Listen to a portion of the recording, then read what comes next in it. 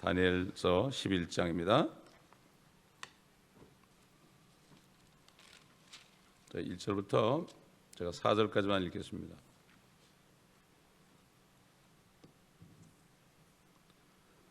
또 메대인 다리오의 첫째 해에 나 곧 내가 서서 그를 지지하고 힘을 돋워 주었느니라. 이제 내가 진리를 네게 알려주겠노라. 보라, 페르시아에서 아직도 새 왕이 일어날 것이요 넷째는 그들 모두보다 훨씬 더 부유하게 될 것이라.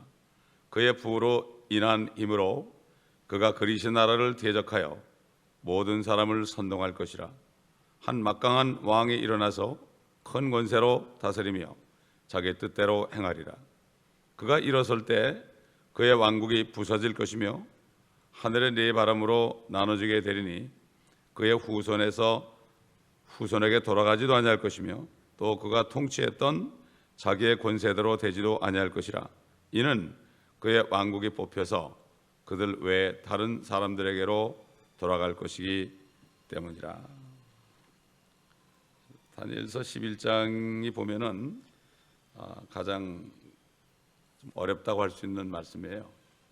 근데 어렵다고 하는 말씀인데 주님의 그 전체적인 뜻을 깨달으면 어려울 게 없습니다. 왜 어렵다고 그러는가 하면은 지금 오늘 읽은 본문 말씀만 봐도요, 이것이 실질적으로 자세하게 다 이루어졌어요. 11장에 있는 모든 말씀이 이게 시리아하고 페르시아, 북쪽 왕국이 시리아고 남쪽 왕국이 이집트예요.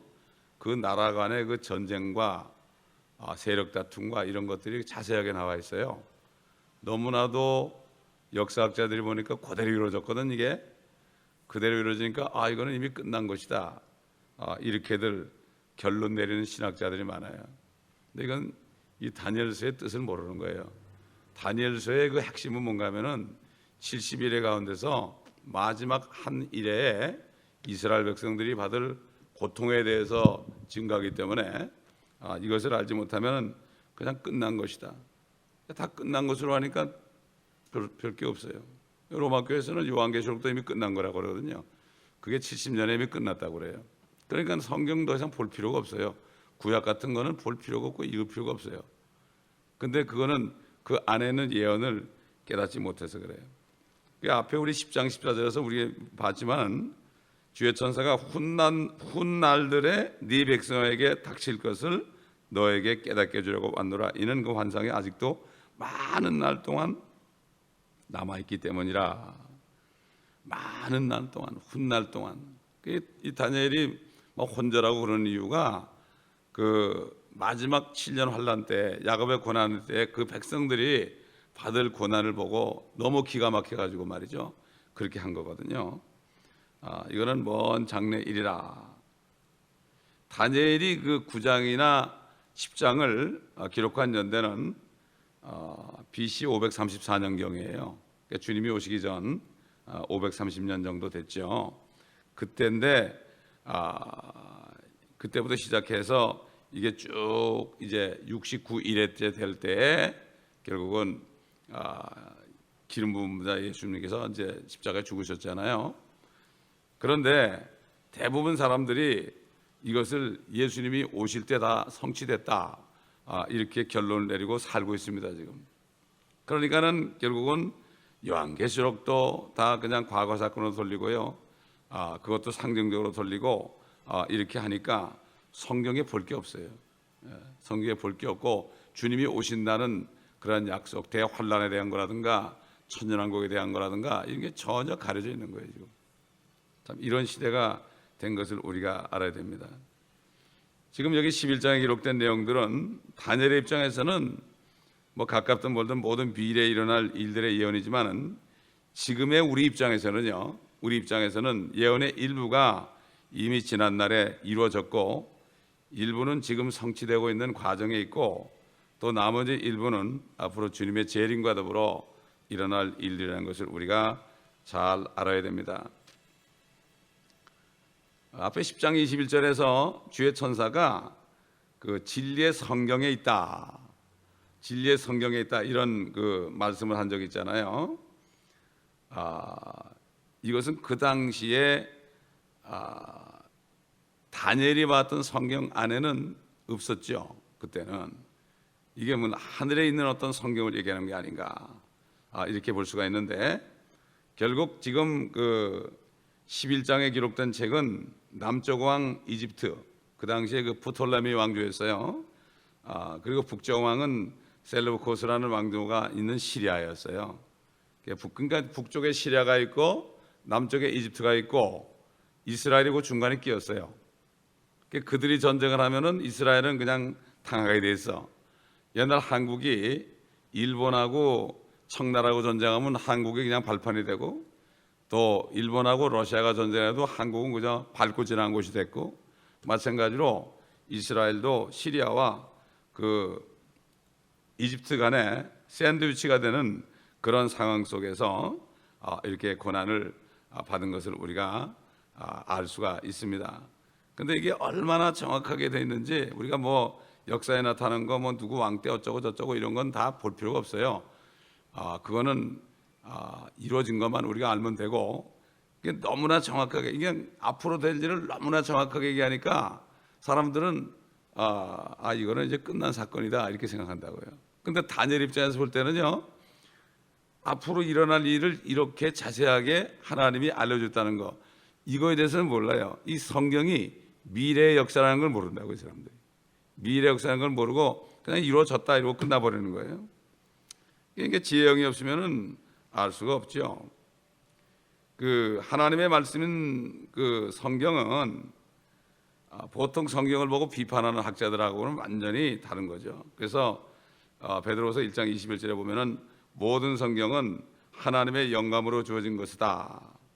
그리고 예언은 이전에 디모데 후서 3장 16절에 이렇게 되어 있고, 베드로 후서 3장 1장 21절에 보면은 예언은 예전에 사람의 뜻에 나온 것이 아니요 오직 하나님의 거룩한 사람들이 성령으로 감동을 받아 말한 것이다. 그렇기 때문에 성령이 없으면은 이 말씀을 알 수가 없습니다.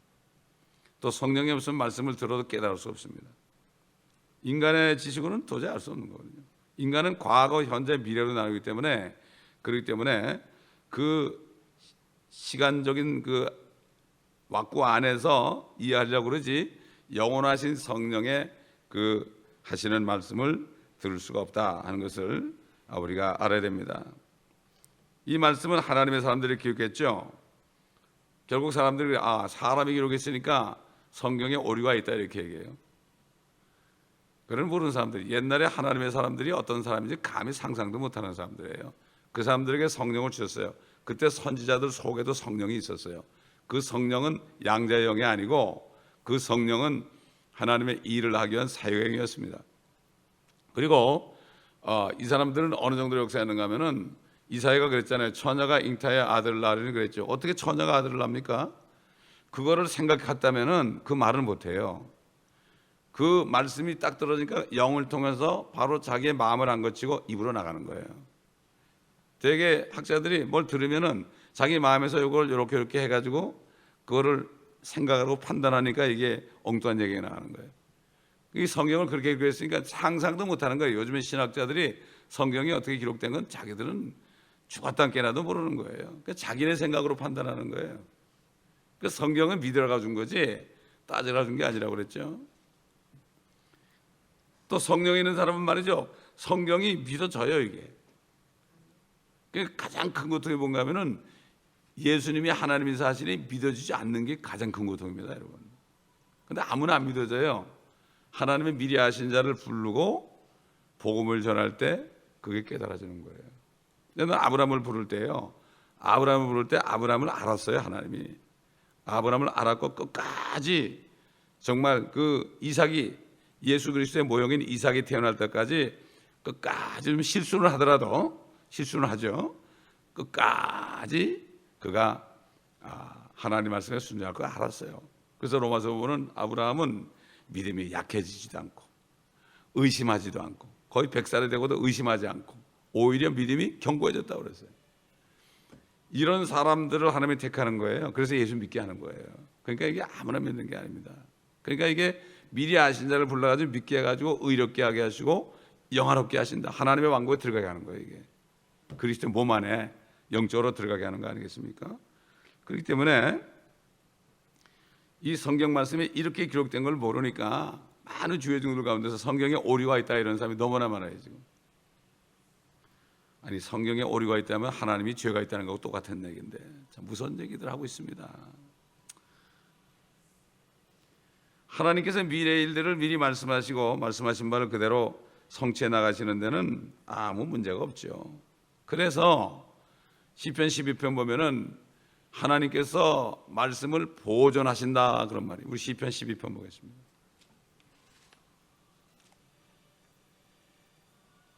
6절 7절 보면 주의 말씀들은 순수한 말씀들이라. 순수하다는 건 오류가 없다는 얘기 아닙니까? 말씀들이라 그랬죠. 흑도가니에서 단련되어 7번 정화된 은 같도다. 오 주여 주께서 이 말씀들을 간수하시리니 주께서 이 세대로부터 영원토록 그것들을 보존하시리이다. 지극히 비열한 사람들이 높임을 받는 때에 악인들이 도처에 횡행하는도다. 이게 누구? 비열한 사람들이 이 말씀을 가지고 판단하는 사람들이에요. 그런 사람들이 오히려 높임을 받습니다. 지금 이 세대가 그런 거예요. 그런데 개역에 보면은 말씀들을 간수한다는 걸 우리를 지키시리니 그래놨어. 이렇게 바꿔놨어요. 말씀을 앞에 분명히 말씀이 있는데 그 말씀인데 그걸 그렇게 싹 바꿔가지고 말씀이 이렇게 하나님이 영원토록 보존하신다는 그 구절을 지어놨다는 기가 막힌 얘기입니다. 비열한 사람들, 악인들이 도처에 횡행한다. 그들이 높임 받는다. 그대로 예언대로 된 거죠. 그러므로 우리가 성경에 기록된 예언의 말씀들을 대할 때 반드시 명심하고 있어야 할 점은 어떤 예언이 설사 과거에 역사적으로 성취되었다 하더라도 그것이 종료된 게 아니라 과거의 사건 하나하나가 모형이 되어서 이 교회 시대에 하나하나 실현되기도 하고 또 그 다음에 대환란 기간에 실현된다는 것을 알아야 됩니다. 옛날 바벨론이나 시리아나 이집트나 이런 나라들 로마에 그 다음에 히틀러에게 계속 이렇게 역사가 사실이죠. 그러나 그거로 끝난 게 아니라 그것은 앞으로 올 적그리스도의 모형을 보여주는 거다. 그러니까 69 일회 동안에 그들이 받을 고난을 통해서 진짜 마지막 한 일에 진짜가 나타날 때 받은 고난을 얘기한 것이다. 그래서 이 다니엘서는 마지막 한 일에 대환란에 일어날 일을 집중적으로 준 거기 때문에 그것만 보더라도 전체를 보게 되면 이게 끝난 게 아니구나 이것을 알 수가 있습니다. 예를 들어서요, 주님이 초림했을 때요, 그들이 만약에 주님을 영접을 했다면 침례인 요한이 엘리야가 될 뻔했습니다. 성경에 나와요. 그 주님이 물었잖아요. 너희들 사람들이 나보고 뭐라고 그러느냐? 어떤 사람은 뭐 예레미야 하기도 하고, 어떤 사람은 요한이 살아났다 하기도 하고. 그 너희는 나를 누구라 하느냐? 주는 그리스도고 살아계신 하나님의 아들이다 이렇게 고백했잖아요. 근데 왜 사람들이 예수를 안 믿는가 하면은 구약에 보면 말라기에 보면 말이죠. 주님이 오실 때 선지자 예레미야가 온다고 했고, 선지자 엘리야가 온다고 했거든. 그러니까 엘리야가 안 나타나니까 엘리야가 불말과 불번개를 타고 올라갔잖아요. 그러니까 그 사람이 쫙 내려와야 되는데 안 내려오니까 예수님이 메시아가 아니라고 죽은 거예요. 실질적으로 요한 보고 말이죠. 네가 엘리야냐? 네가 그리스도냐? 그런데 아니라 그랬거든. 물어보니까 아니라 그랬거든. 그러니까 예수라는 것은 메시아가 아니다. 주님이 죽으시려고 그렇게 하신 거죠. 그때 뭐라 그랬습니까? 주님이 사람들이 그 엘리야가 먼저 와야 된다고 그럽니다. 그러니까 마태복음 11장 14절에 요한이 그렇게 물을 때 뭐라는 거면 만일 너희가 그 사실을 받을 의향만 있다면 오기로 약속된 엘리야가 바로 그 사람이다. 엘리야가 그 사람이다. 만약에 자기를 메시아로 맞아들였다면 요한이 바로 엘리야다. 엘리야가 요한이 엘리야 같은 똑같은 성정을 가지고 이 땅에 태어났다 이렇게 말씀하셨잖아요. 자, 그렇기 때문에 실질적으로 앞으로 이제 요한계시록 11장 보면은 엘리야와 모세가 나타나지 않습니까? 그게 말라기 마지막 장 마지막 부분에 보면 나오죠. 우리 한번 봅시다. 말라기서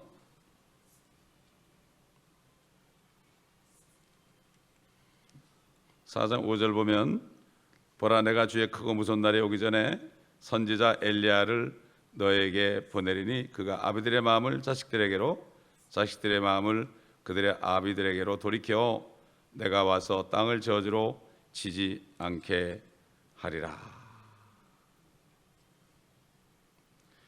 그러니까 구약의 예언이 초림 때 이루어지기로 돼 있다가도 어떤 이유로 재림 때로 연기됨으로써 초림 때나 그 후 교회 시대에 성취되지 못한 채 재림 때까지 유보되어 있는 것들이 있다는 것을 우리는 분명히 알아야 됩니다. 우리 주님이 요한이 엘리야다 그랬죠.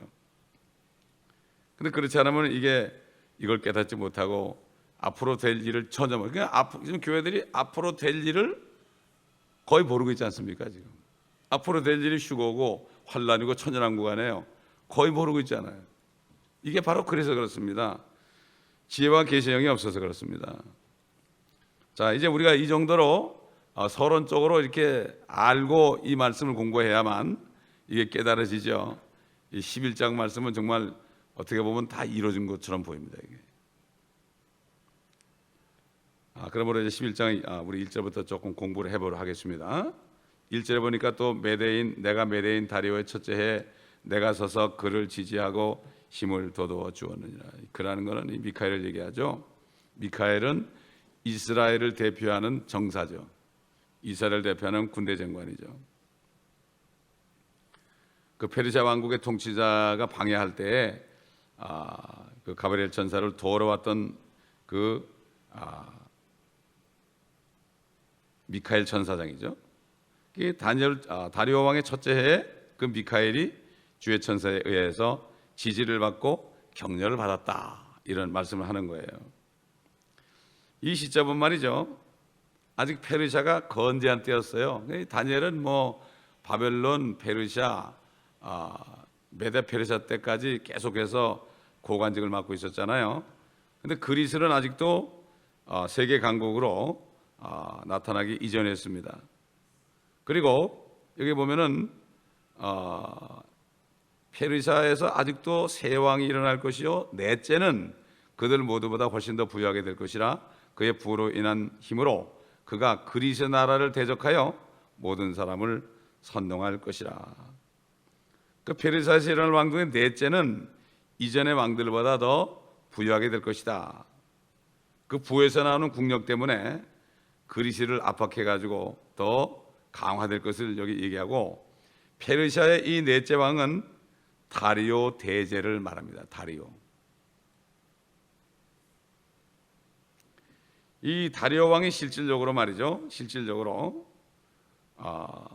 엄청난 역사를 했어요. 그 당시에 이 역전제를 사용해 가지고 역마를 상주시켜 가지고 그냥 중앙 정부의 명령을 확실히 하달할 수 있는 그런 것도 했고, 그다음에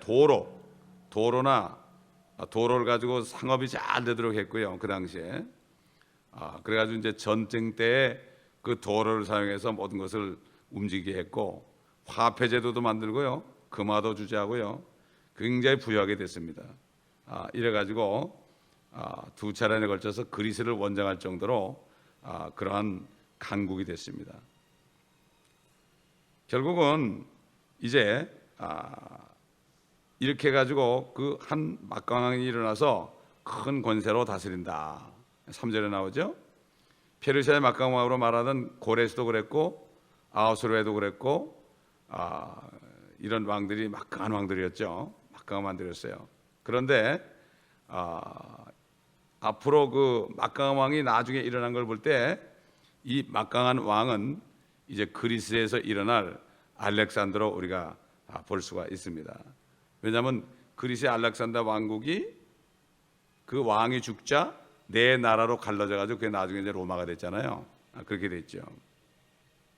그게 4절에 보니까 그가 일어설 때 그 왕국이 부서질 것이며 하늘의 네 바람으로 나눠지리니 그의 후손에게 돌아가지도 아니할 것이며 또 그가 통치했던 자기의 권세대로 되지도 않을 것이라. 이는 그 왕국이 뽑혀서 그들 외에 다른 사람들에게로 들어갈 것이기 때문이라. 우리 지난번에 그 8장에 말이죠, 순양과 순염소를 봤죠. 그렇죠? 순양과 순염소를 봤어요. 그 순염소는 이게 바로 그릿이다. 그 거친 순염소는 그리스 왕이며 그의 양눈 사이에 있는 큰 뿔은 그 첫째 왕이라, 알렉산더죠. 이제 그 뿔이 꺾이고 그 대신 그 자리에서 네 뿔이 났다고 그랬죠. 이게 네 왕이 나오죠. 똑같이 반복되는 거죠. 네 왕국이 그 민족에게 일어날 것이니 그의 권세에는 미치지 못한다. 이렇게 8장 21절 22절에 나왔어요. 그래서 실질적으로 알렉산더 대왕이 죽자 그리스가 넷으로 분열됐죠. 그런데 알렉산더 후손 중에서는 아무도 그리스의 그 넷으로 나눠진 나라에 차지를 하나도 못했어요. 여기 보면 다른 사람들에게 돌아갈 것이다. 알렉산더는 30 정도에서 죽었어요. 갑자기 죽었어요. 병사했습니다. 그렇기 때문에 그 말씀대로 그대로 이루게 하시려고 이렇게 했다. 이렇게 이루어졌기 때문에 정확하게 이루어졌잖아요. 뭐 사실 그렇잖아요. 우리가 사람이 볼 때는 이루어진 역사만 가지고 하는 거지 앞으로 모르잖아요. 어떻게 될지. 누가 대통령 될지도 모르잖아요. 그런데 하나님은 다 아신다. 이건 뭐죠? 하나님은 우리가 어떻게 살아갈 것까지 다 아시는 거예요. 우리가 무슨 죄를 지을 것까지 다 아시는 거예요. 그래가지고 주님이 죽으실 때 우리가 평생 지을 죄까지 다 담당해 주신 거예요. 이게. 근데 사람들이 이걸 안 믿더라고. 잘 이걸 안 믿어요. 제가 멕시코 가서도 전도하던 청년이 그래요. 자기가 보니까 자기 친구들이 교회는 다니는데 뭐 주님을 영접했는데 계속 죄를 짓거든. 그러니까 난 그래서 예수 안 믿겠다 그러더라고. 내가 예수 믿어도 또 죄를 질 텐데 이거를 안 복음을 안 가르쳐서 그래요. 복음을 안 가르쳐서 그래요.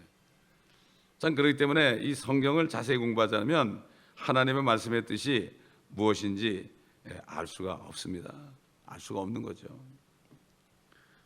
자, 5절을 좀 보게 되면은 남쪽 왕은 강할 것이나 그의 통치자들 중 하나는 그보다 더욱 강하게 되어 권세를 가지리니 그의 권세가 큰 권세가 되리라. 알렉산더가 죽은 다음에 그리스는 산산조각 났지만 이제는 그 네 왕국 가운데 하나님의 그 뜻이 이루어지는데 필요한 나라는 북쪽 그리스와 북쪽 시리아와 남쪽 그 이집트거든요. 그 때문에 이제 초점을 또 두 나라로 낮추는 거예요. 시리아와 그 남쪽 왕 이집트로 이제 하기 위해서 둘 중에 하나는 더 강하게 된다. 그 권세가 큰 권세가 된다. 그래서 우리가 이미 10장 14절에 봤죠.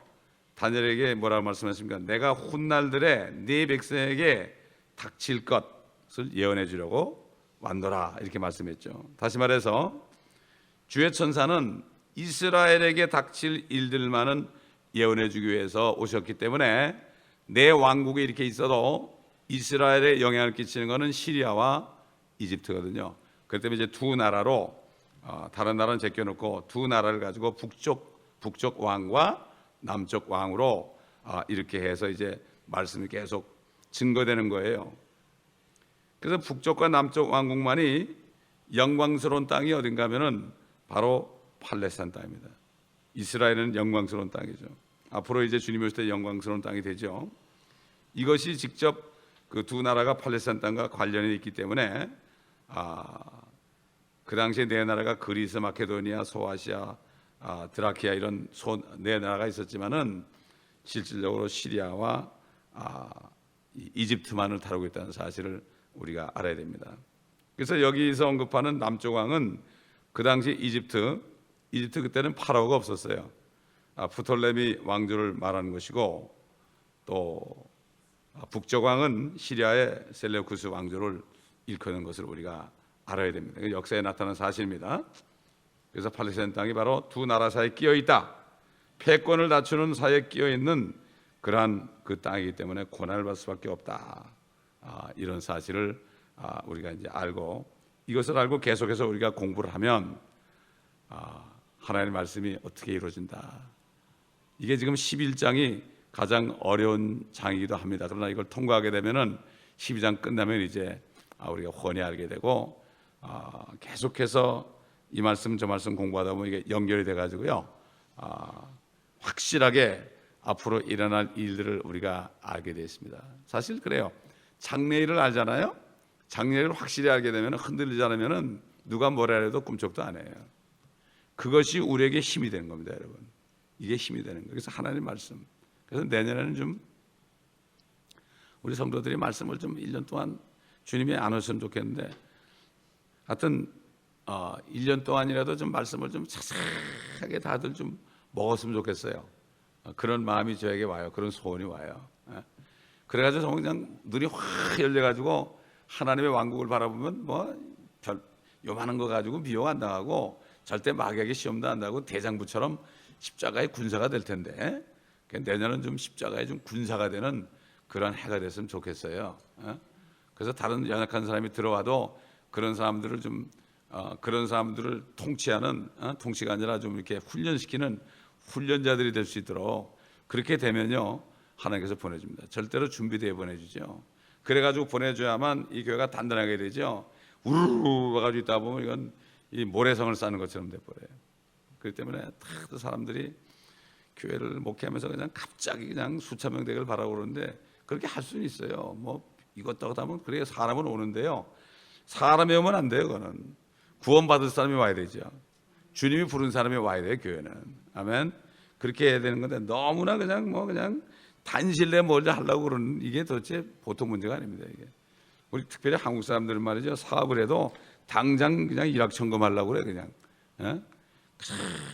여러분 진짜 지혜로운 사람은요.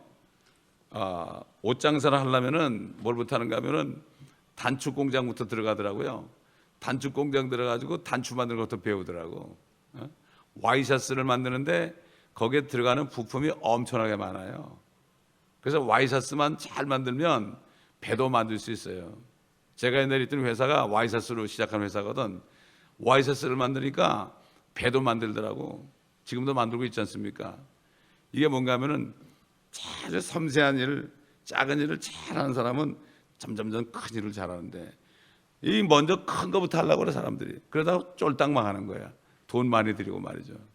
이게 다 급하게 해서 그렇습니다. 이 신앙생활도 마찬가지예요. 조금씩 해서 단단하게 돼야 됩니다. 그러므로 우리는 우리 교회가 그렇게 되기를 바라는 마음으로 오늘 기도합시다. 물론 송구영신 예배 때 우리가 그런 말씀을 나누겠지만은 우리가 먼저 오늘 왔으니까 그런 기도를 하면 좋겠습니다. 아버지 하나님 감사합니다. 참 다니엘에게 깨닫게 하신 말씀들을 우리도 깨닫게 하시기 위하여 아침마다 우리에게 말씀하시는 주님 감사를 드립니다. 이 말씀 우리가 온전히 깨닫고 아버지 하나님 우리의 눈이 확 열려서 앞으로 이 땅에 임할 하나님의 왕국을 우리가 확실히 볼 수 있도록 도와주시고 확실할 때 확실하게 담대하게 증거할 수 있도록 주님 도와주시고 우리 교회 성도들이 모두가 다 아버지 소경되지 않고 모두가 다 말씀이 확 열려서 하나님의 왕국이 보일 때 이 땅에 사는 동안의 고통과 어려움과 사단의 시험과 미혹을 다 이겨내고 밟아버리고 그리스도의 군사로서 아버지 하나님 사령관이신 예수 그리스도를 쫓아 절대 복종하며 나가는 모두가 될 수 있도록 도와주옵소서. 감사드리며 예수 그리스도의 이름으로 기도합니다.